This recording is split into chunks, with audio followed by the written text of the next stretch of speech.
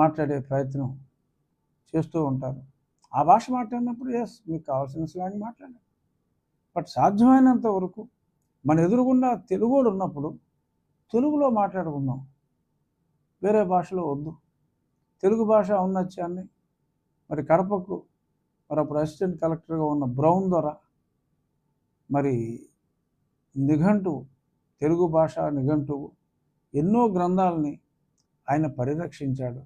ఎన్నో అన్నమయ్య గేయాల్ని చందమామ రావే జాబిల్లి రావే లాంటి ఎన్నెన్నో గేయాలు, అద్భుతమైన అన్నమయ్య పాటల్ని, వేమన పద్యాల్ని ముఖ్యంగా, ఎందుకంటే కడపకు చెందిన వేమన, కడపకే చెందిన అన్నమయ్య, మరి ఎక్కడో తెల్లవాడు వచ్చి ఆ భాషని పరిరక్షణ కోసం అంతా పరితపిస్తే దురదృష్టవశాత్తు అదే కడప జిల్లా నుంచి మన భాషని మనకు కాకుండా చేసే ప్రయత్నాల నుంచి మనల్ని మనం కాపాడుకోగలిగాం.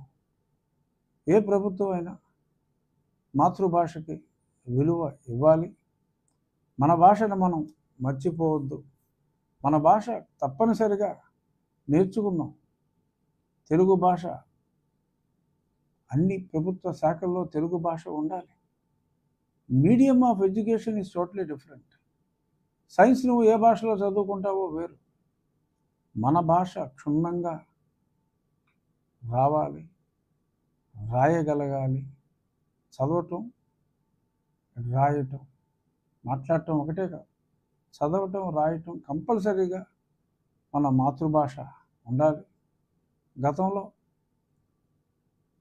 నేను అప్పటి ప్రభుత్వానికి, ఆ ప్రభుత్వంలో ఎన్నికైన ఎంపీగా గ్యాప్ అనేది ఈ మాతృభాష దగ్గరే మొదలైంది. వెంకటేశ్వర స్వామి భూములే కాకుండా ముఖ్యంగా ఈ మాతృభాష దగ్గరే మొదలైంది. మాతృభాషకి విలువ ఇవ్వటం కోసం నేను ఎటువంటి వారినైనా ఎదిరిస్తాను. మాతృభాషని కాపాడుకోవాలి. కొందరు అడగచ్చు, మీ పిల్లలు ఏ మీడియంలో చదువుకున్నారు? మా పిల్లలు రాసినంత స్పష్టంగా తెలుగు మాట్లాడతారు, రాస్తారు, తెలుగు భాషని ప్రేమిస్తారు. అందుకే చెప్తున్నా, medium of education is totally different than learning mother tongue. Telugu సంస్కృతిని, సాంప్రదాయాలు మనకు గుర్తుండాలంటే ఇది ఉండాలి. సో కాబట్టి ఈ రాష్ట్ర ప్రభుత్వం తెలుగును ఒక భాషగా గౌరవించాలి. మన భాషను మనం ప్రేమించాలి, గౌరవించాలి. మన భాషా ప్రముఖుల్ని ఎటువంటి పద్యాలు మన భాషలో ఉన్నాయి. తిరుపతి వెంకట కవులు ఎటువంటి పద్యాలు రాశారు. వచనం, గద్యం అత్యద్భుతం తెలుగు భాషలో.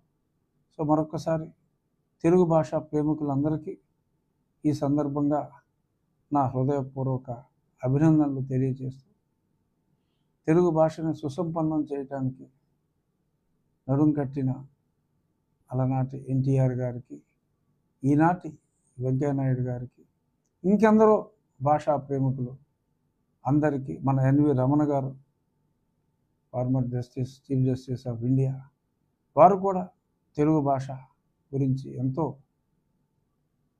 మరి కష్టపడి ఎన్నో సమావేశాల్లో పాల్గొన్నారు. అలాగే ఈనాటి మా శాసనసభ్యుల్లో మండలి బుద్ధప్రసాద్ గారు తెలుగు భాషకి వారిచ్చే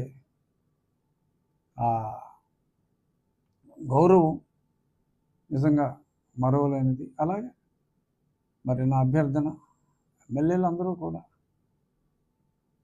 ఎమ్మెల్యేలనే కాదు, వారి వారి నియోజకవర్గాల్లో కంపల్సరీగా తెలుగు అనేది అధ్యయనం చేయని వారు లేకుండా ఉండాలి అని చెప్పి ఈ మంచి రోజు మనం అందరం ప్రతిజ్ఞ చేద్దాం.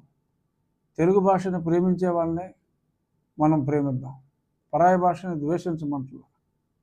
మన భాష కన్నా పరాయి భాష అని ప్రేమించే వాళ్ళని మార్చుదాం, వాళ్ళ మైండ్ సెట్ మార్చుదాం.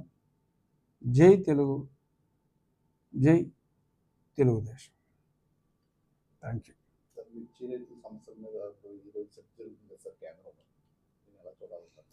మిర్చి రైతుల సమస్య ముఖ్యమంత్రి